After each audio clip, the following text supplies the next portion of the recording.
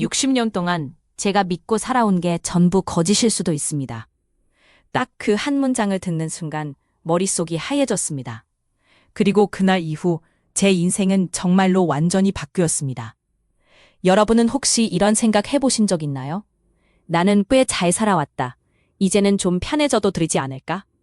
그런데요, 60세에 알게 된 한 가지 진실이 그 편해져도 된다는 믿음을 산산이 부셔버렸습니다.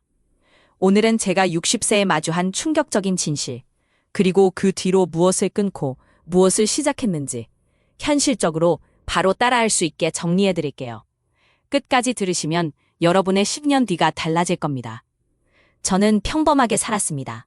회사 다니고 가족 챙기고 대출 갚고 보험 들고 노후 준비한다고 정신없이 달렸죠. 성실히 제 정체성이었습니다. 남한테 민폐 안 끼치고 약속 지키고 참고 버티고 그렇게 하면 인생이 결국 보상해 줄 거라고 믿었습니다. 60세가 됐을 때 사람들은 축하한다고 했어요. 이제 좀 쉬세요. 그래도 안정적이시잖아요. 그 말을 들으며 저도 속으로 생각했습니다. 그래, 이제부터는 내려놓고 살면 된다. 그런데 어느 날 건강검진 결과가 나왔습니다. 수치 몇 개가 경계선에 걸렸고 의사가 이렇게 말하더군요. 지금 당장 큰 병은 아닙니다. 그런데 생활을 안 바꾸면 5년 안에 크게 옵니다. 저는 반사적으로 물었습니다. 제가 뭘 그렇게 잘못했나요? 술도 줄이고 담배도 안 하고 나름 관리했는데요. 의사는 잠깐 제 얼굴을 보더니 아주 조용히 말했습니다. 관리하신 건 맞아요. 그런데 진짜 문제는 따로 있어요. 스트레스요. 그리고 수면요. 이게 생각보다 훨씬 큽니다. 그때부터 이상하게 마음이 불편해졌습니다. 내가 열심히 살아온 방식 자체가 내 몸을 갉아먹고 있었던 건가? 여러분은 어떠세요? 열심히 사는 게 미덕이라고 배웠는데 그게 오히려 독이 되는 순간을 겪어보셨나요? 저는 그날 집에 와서 혼자 계산을 해봤습니다.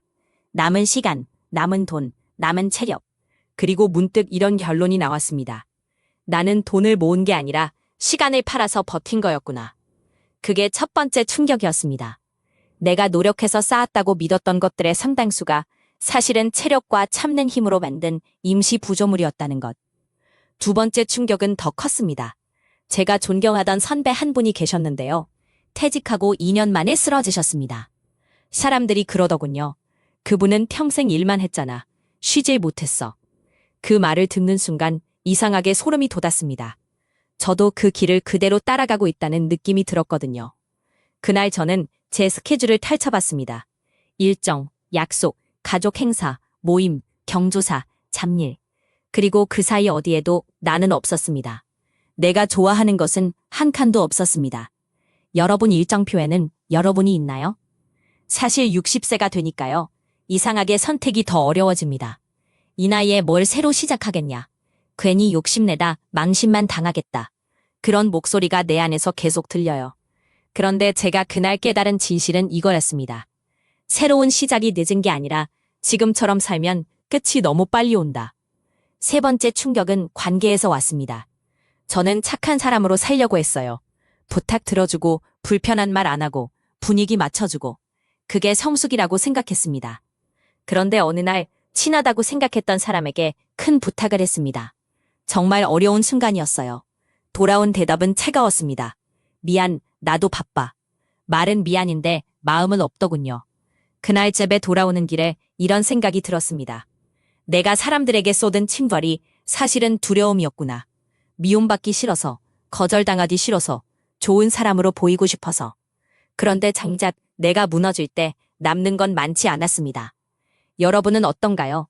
정말 힘든 순간에 전화할 수 있는 사람이 몇 명이나 되나요? 그리고 그 사람들에게 여러분은 있는 그대로의 자신을 보여주고 있나요? 이쯤에서 저는 하나를 결심했습니다. 인생을 바꾸는 건 거창한 결심이 아니라 오늘 반복을 끊는 것부터라는 걸요. 그래서 제가 한 가지씩 바꿨습니다.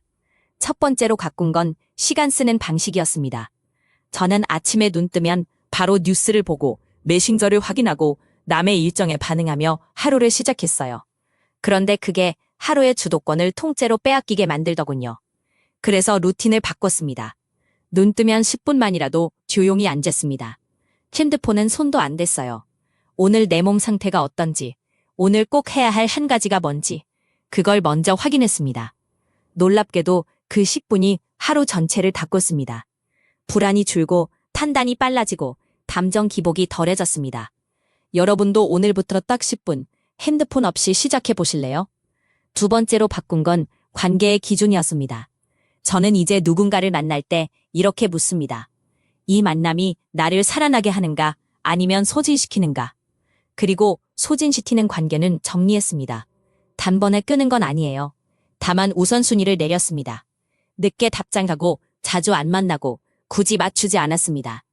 처음엔 죄책감이 들더군요. 그런데 시간이 지나니 알겠더라고요.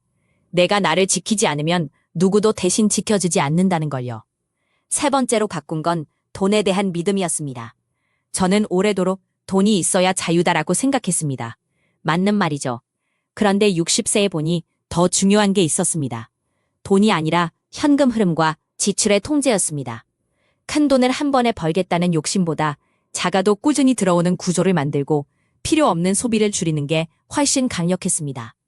저는 딱 3가지만 정리했어요. 첫째, 자동결제 전부 점검, 안 쓰는 건 바로 해지.